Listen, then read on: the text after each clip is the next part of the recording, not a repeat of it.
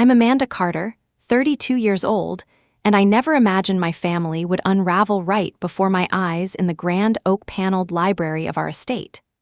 The attorney had just revealed that my parents secretly redirected the $5 million inheritance, which was meant to be divided among us siblings, entirely to my younger sister, Jessica.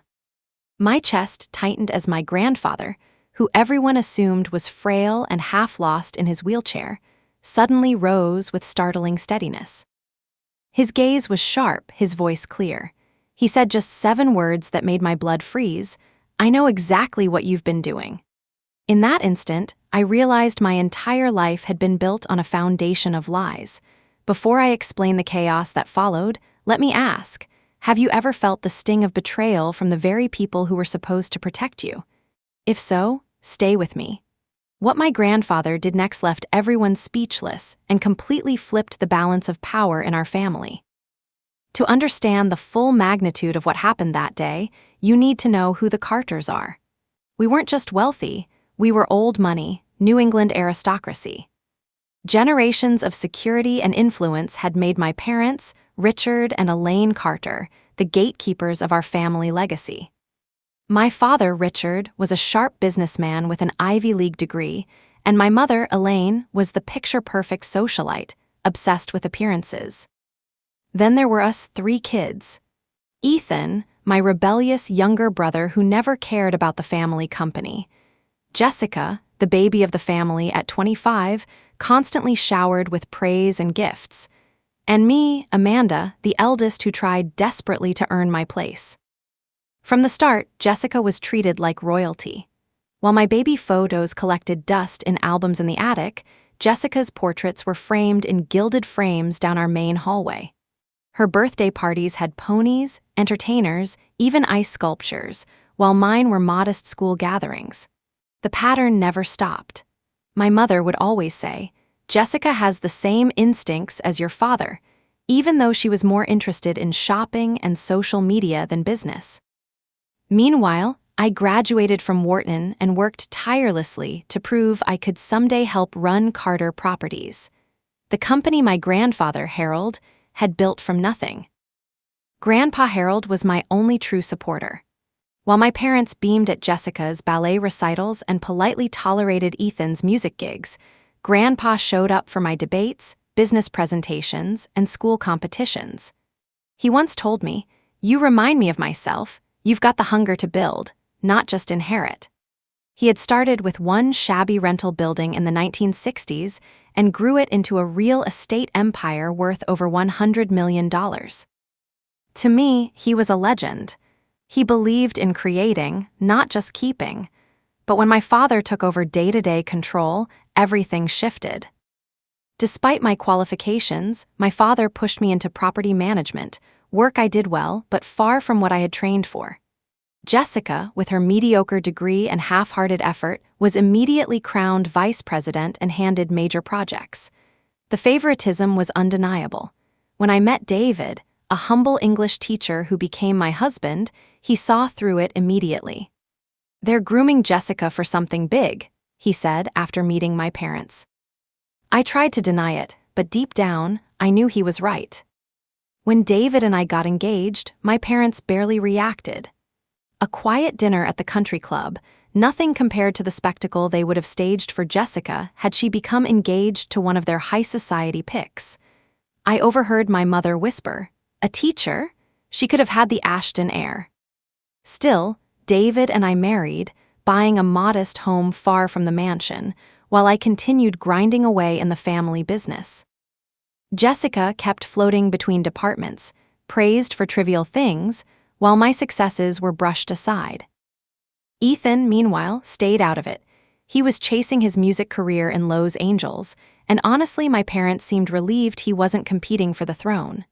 That left me and Jessica, though the odds were rigged from the start. Through it all, Grandpa stayed my rock, pulling me aside for lunches, asking sharp questions about the business, nodding approvingly at my insights.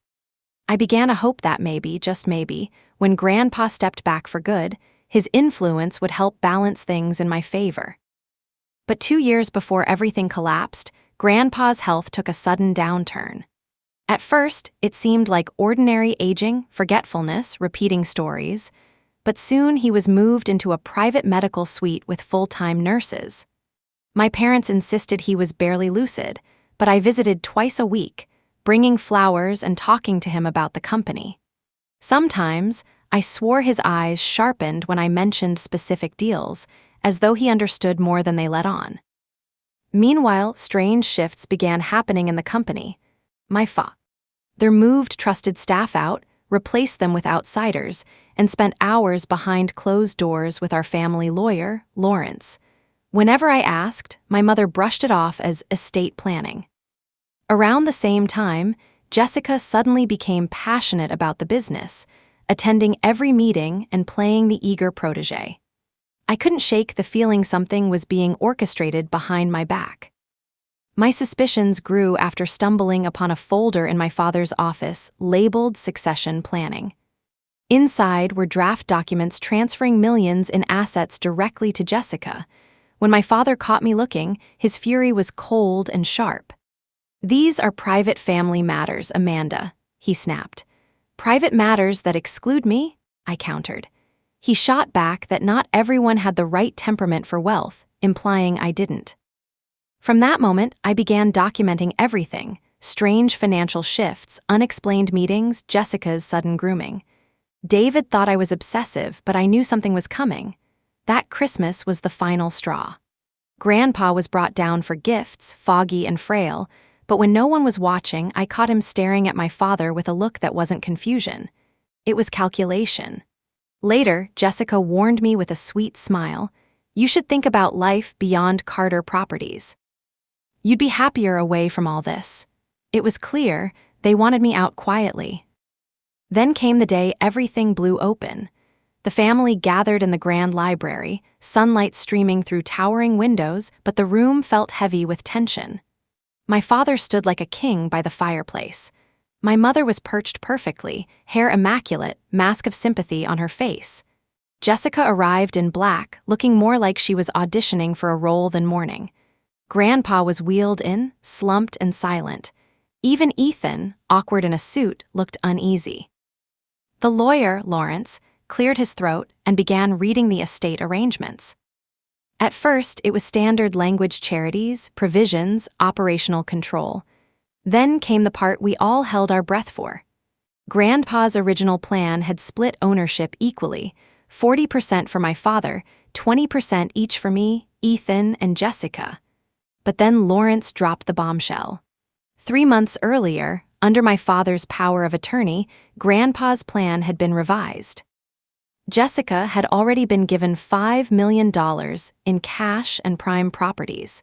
Including the Westbrook project, I had dedicated years of work to. The room spun. Those assets weren't just valuable, they were mine. I had poured sweat and heart into Westbrook. My father stepped forward, his face arranged in practiced calm. "Amanda, your grandfather and I agreed Jessica has shown exceptional vision. You and Ethan are established in your careers. Jessica has greater needs at this stage." "Needs?" Ethan snapped. "She's been handed everything on a silver platter." Jessica turned red. "I've worked hard. Just because I don't brag like Amanda doesn't mean I haven't earned this." I laughed bitterly. "Jessica, you didn't even know what a cap rate was last year. Now you're the business genius?"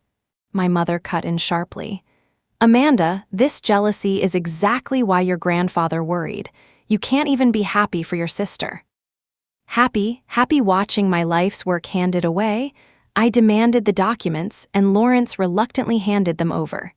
Sure enough, my father's signature authorized the transfers. The dates matched the height of Grandpa's supposed decline. "This is wrong," I whispered. "Grandpa would never want this." And then it happened. From the corner, Grandpa shifted, pushed off his blanket, and slowly stood. His nurse gasped, but he waved her back. His voice cut through the room, "That's enough." Every head turned. My father paled. Grandpa straightened, his eyes blazing. "The will you just heard, it's a fraud." The room went silent. My mother clutched her pearls. Jessica's jaw fell open. My father froze, predator caught in the light. "I've been watching you," Grandpa continued, his voice growing stronger. "The embezzlement, the fake reports, the offshore accounts. I have proof of every last detail." He reached into his jacket and pulled out a silver flash drive, holding it high. "And Judge Franklin has the backup. One call from me, and it all goes to the district attorney." The library erupted. My mother sobbed. My father tried to move closer, but one look from Grandpa froze him. Jessica was trembling. Ethan silently moved beside me, the first time in years we stood united. "Sit down," Grandpa commanded, and shockingly, even my father obeyed. Grandpa lowered himself into his old seat at the head of the table. "Now listen," he said, "and you'll finally understand just how far Richard's betrayal goes."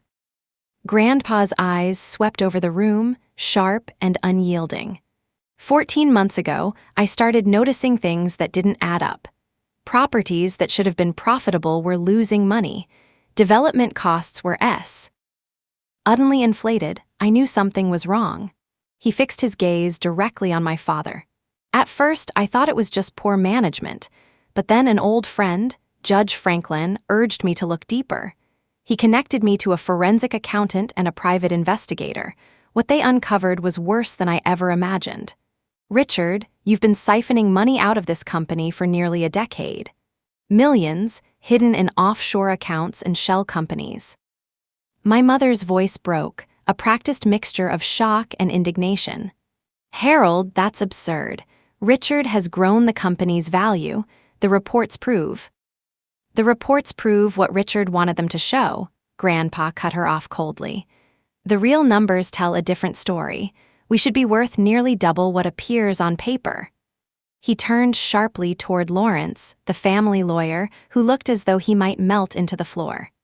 "And you, Lawrence, don't tell me you didn't suspect. You pushed through documents you knew weren't right." The lawyer stammered, "Mr. Carter, I was assured by medical reports that you were only lucid at certain times. I believed the family when they said you wanted this." "Medical reports?" Grandpa scoffed. "Reports from doctors suddenly receiving anonymous donations. Lies, all of them. I've been more lucid than you think. I played along to see how far Richard would go, and now we have the truth." I stared, struggling to reconcile the fragile old man I had been visiting with the commanding presence now dismantling my parents in front of us. Grandpa glanced at me, his expression softening for just a moment. I had to know if Richard would stop at cooking the books or if he would try to twist my final wishes. So I let him believe I was worse off than I was, and he failed the test. My father finally broke his silence, trying to regain control. "This is ridiculous. I've made some aggressive moves, yes, but all within the law.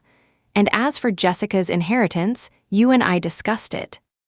"Stop," Grandpa's voice cut like a blade. "Don't insult me with half-truths. My investigator has tracked over $25 million in transfers. Not company accounts, not family trusts, your personal ones. And Diane, don't think your hands are clean either. I have your signature on paperwork authorizing false statements." At that moment, the nurse ushered in a tall man in a dark suit. "This is Michael Donovan, former FBI financial crimes specialist," Grandpa said. "He's been working with me for months. The evidence is irrefutable." The temperature in the room seemed to drop. Jessica began sobbing, mascara streaking down her cheeks. "I didn't know," she gasped. "Dad just told me to sign papers. He said it was tax stuff, nothing serious." Grandpa's voice was cold. "You knew enough, Jessica. Your name is on accounts in the Caymans. You can't sign documents without taking responsibility." "She was following orders," my father snapped. "Just like you sidelined Amanda," Grandpa shot back, his eyes flashing. "The one person with true ability, the one you kept down because she might expose you." A lump rose in my throat. After years of being ignored, dismissed, undermined, finally someone saw me. David squeezed my hand under the table, silent but firm. Grandpa continued, "The so-called will you heard today is a fabrication. My real estate plan hasn't changed in years. Carter properties will be placed in trust. Amanda is the primary trustee, Ethan the secondary. Neither can make major decisions alone. Richard and Elaine, you're finished. And Jessica, your role is on probation. Your future depends on the choices you make." My father's face was pale, his mask of control slipping. "You can't do this. Power of attorney was legally transferred to me." "Power of attorney obtained through lies," Grandpa said. "Judge Franklin has already reviewed the evidence. The medical tests I took last week prove I'm competent.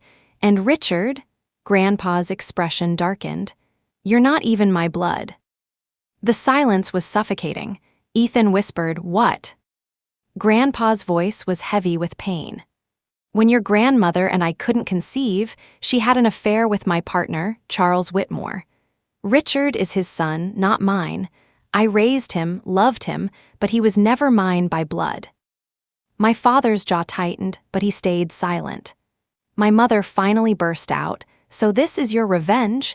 Shaming him, disowning him, after he's run your company for years." "This isn't revenge," Grandpa said quietly. "This is the truth. The Blake name, our name, was built on hard work, not manipulation. Richard never understood that." My father stood abruptly. "I'll fight this in court." "Do it," Grandpa said calmly. "And I'll hand everything to the district attorney. Let's see how your investors feel about funding your offshore accounts." For once, my father had no counter. My mother gathered her purse, muttering, "We're leaving." She called Jessica to follow, but Jessica hesitated, torn between them and Grandpa. Eventually, she went with them, her heels clicking against the marble floor. The heavy library doors shut behind them like a verdict. That night, the silence at dinner was unbearable. Grandpa announced, "Tomorrow we meet the board. Amanda will present her vision." My father nearly dropped his fork, but Grandpa simply looked at him until he lowered his eyes. Later, Ethan found me outside under the stars. "Looks like we're partners now," he said, half a laugh, half disbelief. For once, I didn't feel alone. The next morning, Grandpa called me into his private study. He opened an old album, showing me photos of him and Grandma at their first property, smiling with pride. "I built this from nothing," he said softly. "Your father never understood that, but you do. You're the one who will carry this forward." Before I could respond, Ethan burst in. "Dad's destroying documents," he said. The war had begun. What followed were the hardest months of my life. My parents launched lawsuits, claiming Grandpa was incompetent. Jillian Sorry, Jessica, started posting online about abuse and greedy relatives, painting herself as a victim. The courts ordered new psychiatric tests for Grandpa, but he passed them. Still, every hearing dragged out family secrets like dirty laundry. My parents' lawyer fought hard, but piece by piece, their lies crumbled. Then came a breakthrough. My mother's longtime assistant, Greta, secretly handed me copies of Elaine's diaries. Inside were decades of evidence, notes about manipulating financials, deceiving Grandpa, plotting transfers. Worst of all were the passages about us children. Ethan was dismissed as hopeless. I was described as too principled, just like Harold, and Jessica, easily controlled. The judge authenticated the diaries. They became the nail in my parents' coffin. But just when it seemed we'd won, another blow landed. Over $2 million had vanished, impossible to trace. Shells, offshore fronts, it was gone. And then my father disappeared too, fleeing the country on a private jet to a place with no extradition treaty. My mother claimed ignorance, though no one believed her. The FBI opened a criminal investigation. In the middle of all this chaos, something miraculous happened. I discovered I was pregnant. When I told Grandpa, his eyes filled with tears. "Life goes on," he said softly. "That's the beauty of it." 1 year later, we gathered again at the estate. Not for legal battles this time, but for family. My father remained abroad, my mother living modestly in Boston after cutting a deal with prosecutors. Jessica, surprisingly, had begun to change, therapy, real work at our foundation, an honest attempt at redemption. Ethan and I were co-trustees now, rebuilding the company with transparency and vision. That evening, Grandpa announced, "I'm selling the manor." Gasps filled the table. "This house has carried too many lies. The Carter legacy isn't walls and chandeliers, it's what we build moving forward. I'm starting fresh." He revealed plans for new homes by the lake, one for him, one for Ethan, one for me and David, with room for Jessica if she chose to keep walking this new path. Months later, as we stood breaking ground together, I held my newborn son in my arms while Grandpa guided his tiny hands around a shovel. "New foundations," he said. "That's what matters in the end." And as I looked out over the land where new homes would rise, I realized he was right. Truth had burned away everything false, leaving only what could be rebuilt stronger. My parents' empire of lies had crumbled, but from the ashes, something real was finally taking shape. So tell me, has karma ever caught up with someone in your life the way it caught up with mine? Let me know in the comments. And if this story hit you as hard as it hit me, don't forget to like and subscribe for more. Because sometimes, what feels like the end of everything is just the start of something better.